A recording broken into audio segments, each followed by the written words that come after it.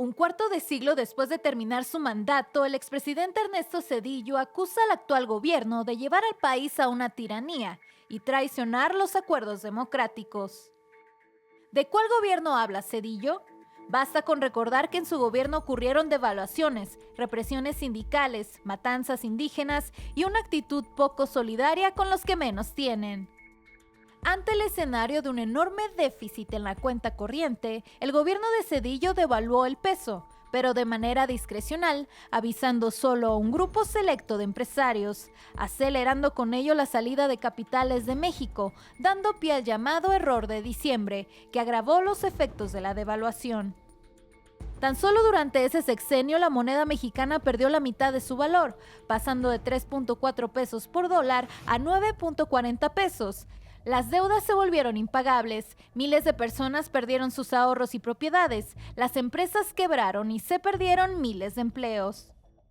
Para afrontar la crisis, el gobierno de Zedillo adquirió más deuda con Estados Unidos, por más de 50,000 millones de dólares, decisión que sometió a su gobierno a los intereses dictados desde el extranjero, y además castigó a la población con el incremento del costo de los servicios públicos y el aumento del IVA.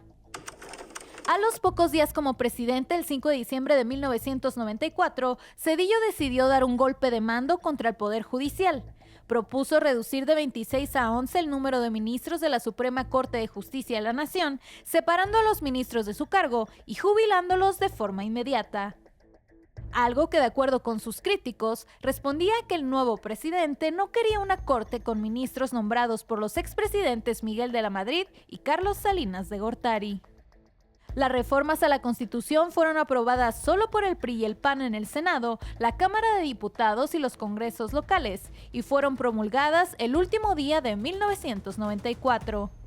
De tal suerte que a Zedillo le tomó apenas 52 días lograr su objetivo de conformar una nueva corte. Con la devaluación del peso continuó un efecto dominó. La economía cayó 6.2% y las tasas de interés se dispararon, provocando que miles de mexicanos no pudieran pagar sus créditos y con ello que la cartera vencida de los bancos aumentara en 150% tan solo en un año, generando una crisis en el sector bancario. Con una corte subordinada a los designios del Ejecutivo, el presidente Zedillo apresuró sus planes de privatización de los bienes nacionales. Comenzó con las vías férreas y el mismo mes que instaló la nueva corte, en febrero de 1995, promovió la reforma al artículo 28 de la Constitución para permitir la inversión privada en ferrocarriles y satélites. Para finales de los años 90, las concesiones ocuparon el 95% del sistema ferroviario y actualmente las vías se concentran en manos de Ferromex y Ferrosur, ambas de Grupo México y Kansas City Southern de México.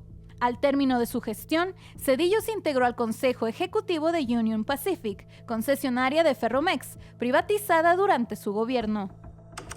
Durante el sexenio de Zedillo hubo represiones que generaron escándalos internacionales. El 28 de diciembre de 1995, en la masacre de Aguas Blancas, 17 miembros de la organización campesina de la Sierra del Sur fueron asesinados y otros 23 heridos por judiciales y policías, cuando se dirigían a protestar por la desaparición de uno de sus compañeros. A pesar de las violaciones graves a los derechos humanos, los presuntos responsables continúan gozando de impunidad.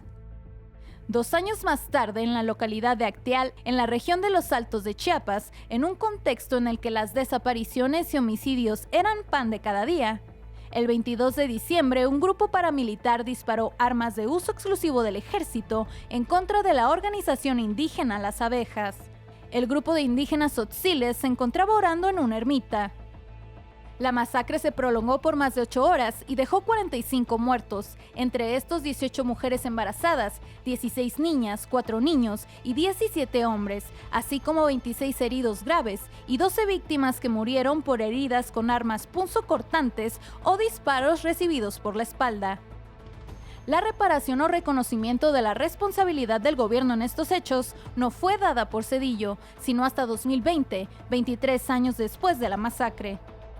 La violencia marcó los sexenios de Zedillo y su antecesor Carlos Salinas, pues entre 1998 y 1997 se produjo una persecución sistemática de militantes del PRD, que dejó como resultado más de 600 ciudadanos asesinados por militar en el entonces naciente Partido del Sol Azteca.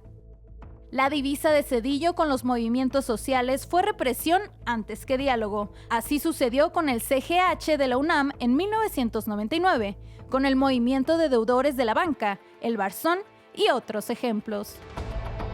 No traigo cash, así respondió en 1998 el entonces presidente Ernesto Zedillo a una artesana indígena de Tejupilco que le pidió que comprara uno de sus manteles. Con esa frase se resume el sexenio del desprecio a los pobres y la arrogancia neoliberal. Punto de referencia.